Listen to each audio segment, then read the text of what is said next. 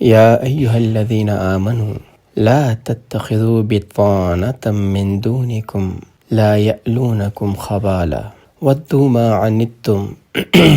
قد بدت البغضاء من افواہہم وما تخفی صدورہم اکبر قد بینا لکم الآیات ان کنتم تعقلون۔ یا ایہا الذین آمنوا، اے وہ لوگو جو ایمان لائے ہو، لا تتخذوا، مت بناؤ، مت پکڑو، مت رکھو، بطانۃً، دوست، قریبی دوست، رازدار، من دونکم، اپنے ما سوا، اپنے علاوہ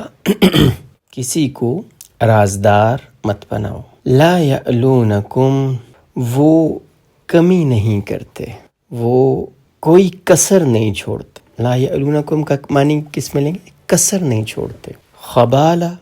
خرابی کی۔ ودو، اور وہ چاہتے ہیں، ما عنتم، یہ کہ تم تکلیف پاؤ، قد، بے شک، البتہ، بدت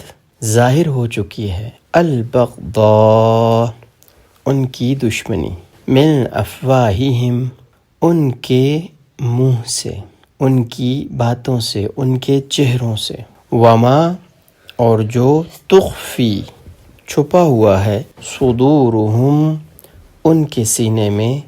اکبر، اس سے زیادہ بڑا ہے، جو ان کے منہ سے ظاہر ہو گیا، جو ان کی باتوں سے ظاہر ہو گیا، اس سے زیادہ وہ اپنے دلوں میں چھپا کے بیٹھے ہوئے ہیں۔ قد بینا، بے شک ہم نے کھول کر بیان کر دیا، البتہ، یقیناً، تحقیق، ہم نے کھول کر بیان کر دیا، لکم، تمہارے لیے، الآیات، آیات، نشانیاں، ان کنتم، اگر ہو تم، تعقلون، عقل رکھنے والے۔ اب جیسا کہ میں نے کل بھی عرض کیا تھا کہ جنگ کسی حالت کا بیان ہے، اور یہاں پہ مسلمانوں کو اب تلقین کی جا رہی ہے، ان کو سکھایا جا رہا ہے، ان کو تعلیم دی جا رہی ہے کہ ابھی حالات نارمل نہیں ہیں، تم نے ویسے نہیں رہنا جیسے پہلے رہتے تھے، بلکہ ابھی ایمرجنسی سچویشن ہے، ابھی تمہارے خلاف سازشیں ہو رہی ہیں، ابھی تمہاری جنگیں ہو رہی ہیں، ابھی غزوات ہو رہے ہیں، ابھی اسلام کو پوری طرح غلبہ حاصل نہیں ہوا، تو تم نے محتاط رہنا ہے۔ لا تتخذوا بطانہ، کسی کو بھی،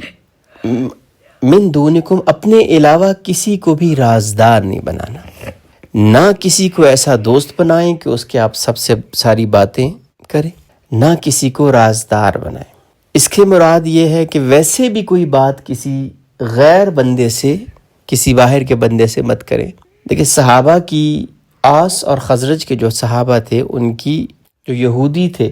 بنو قریظہ کے، بنو قینقاع کے، جو مدینہ کے یہودی تھے، ان کے ساتھ دوستیاں بھی تھیں، سلام دعا بھی تھی، اکٹھا بیٹھنا اٹھنا بھی تھا، سارا کچھ تھا۔ تو مسلمانوں کو کہا کہ بائی دا وے بھی کوئی بات ان سے آپ نے نہیں کرنے کی، ہاں نبی صلی اللہ علیہ وسلم تیاری کر رہے ہیں، ہمارا پلان ہے، اور قریش کا یہ پلان ہے، ہمارا یہ پلان ہے، ان سے بات مت کریں۔ کسی کو رازدار نہیں بنانا، اس لیے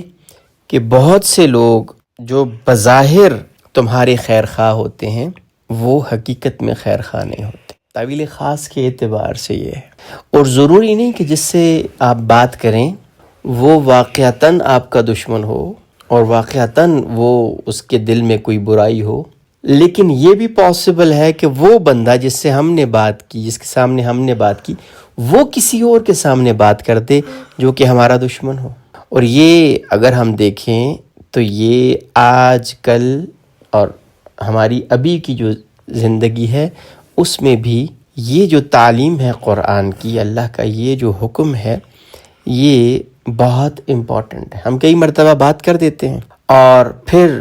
حالانکہ جس سے ہم نے بات کی وہ بہت خیر خواہ ہوتا ہے، اس کا کوئی بھی ہمیں ضرر دینے کا، یا گھر میں کوئی بات کا بتنگڑ بنانے کا، یا گھر میں فساد کرنے کا، یا باہر دوستوں کے درمیان جو ہے وہ چپکلش کرنے کا کوئی ارادہ نہیں ہوتا، لیکن وہ کسی اور بندے کے سامنے کر دیتا ہے،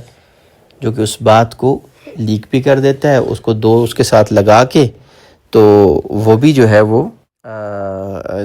مزید اس کو پھیلا دیتا ہے، اور اس کو زیادہ وہ بات کا بتنگڑ بن جاتا ہے۔ تو یہ تعویل عام میں ہمارے لیے بھی ہے۔ کہ اپنے علاوہ، من دونکم تمہارے علاوہ، ان سے تعویل خاص میں اس وقت کے اعتبار سے دو امپورٹنٹ گروہ مراد تھے مدینہ میں یہ دو امپورٹنٹ گروہ تھے مسلمانوں کے علاوہ، ایک یہودی اور ایک منافقین، جو ظاہر تو خود کو مسلمان کرتے تھے لیکن اندر ان کا خبث باطن جو تھا وہ، اور اگلی آیت میں اس کی زیادہ واضح جو ایک چیز سمجھ آئے گی وہ منافقین کی طرف ہی آتی ہے۔ تو اللہ نے حکم فرمایا کہ اپنے جو تمہارے پلانز ہیں، اپنے جو تمہارے راز ہیں، اپنی جو باتیں ہیں، وہ کسی کے ساتھ شیئر مت کرو، کسی کے سامنے مت کرو۔ لا یألون خبالا، وہ کوئی بھی کسر نہیں چھوڑیں گے تمہیں دکھ دینے کی، تمہارے درمیان خرابی پیدا کرنے کی، تمہارے درمیان پھوٹ پیدا کرنے کی، تمہارے درمیان ایک دوسرے کی دشمنی اور نفرتیں پیدا کرنے کی، وہ کوئی بھی کسر نہیں چھوڑیں گے۔ اپنی ایڑی چوٹی کا زور لگا دیں گے کہ کسی طریقے سے مسلمانوں کے درمیان پھوٹ پڑ جائے، خرابی ہو جائے، ان کے پلانز جو ہیں وہ لیک آؤٹ ہو جائیں۔ اگر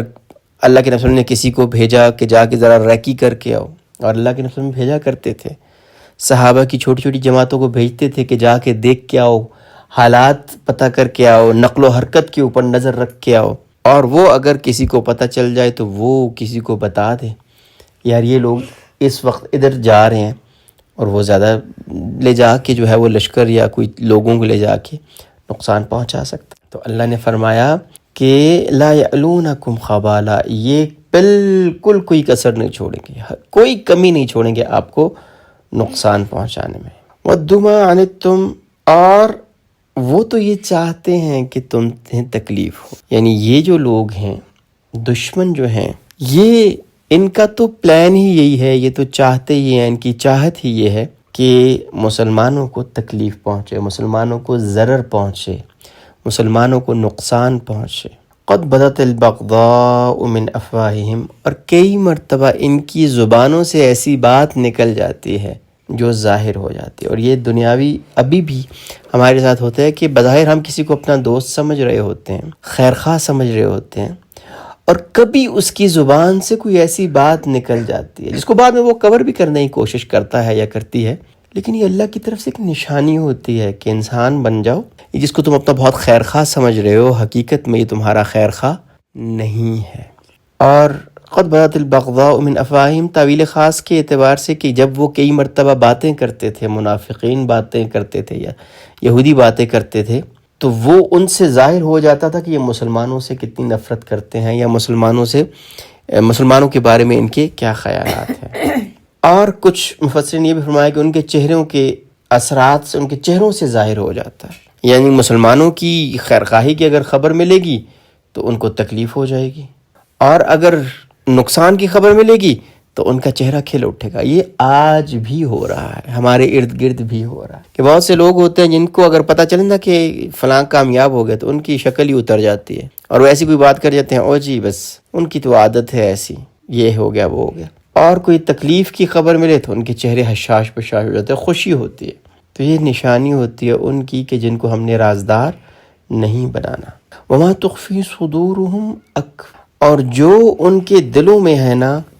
وہ بہت بڑا ہے، جو ان کے چہروں سے ظاہر ہو رہا ہے، جو اپنی وہ زبان بات کر رہے ہیں وہ بہت کم ہے، اور وہ جو دلوں میں چھپائے ہیں نا وہ اس سے بہت زیادہ، ان کی نفرت اس سے بہت زیادہ۔ قد بینا لکم الآیات ان کنتم تعقلون، اللہ تمہیں اپنی نشانیاں دکھا دیتے۔ یہ نشانیاں ہیں، یہ علامات ہیں۔ قرآن کی آیات کے لیے بھی لفظ آیت یوز ہوتا ہے اور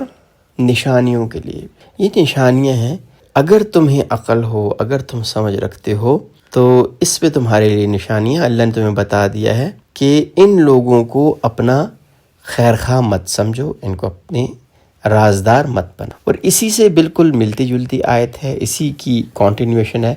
ہا انتم اولائی تحبونہم، سن لو تم اولائی وہ لوگ ہو، تحبونہم تم ان سے محبت رکھتے ہو، تم ان کو دوست رکھتے ہو، ولا یحبونکم اور یہ تمہیں دوست نہیں رکھتے، یہ تم سے محبت نہیں کرتے، وتؤمنون بالکتاب کلہ اور تم ایمان رکھتے ہو پوری کی پوری کتاب پر، یا کچھ مفسرین کے نزدیک سب کتابوں پر، وَإِذَا لَقُوكُمْ وَإِذَا اور جب لَقُوكُمْ ملتے ہیں تم سے،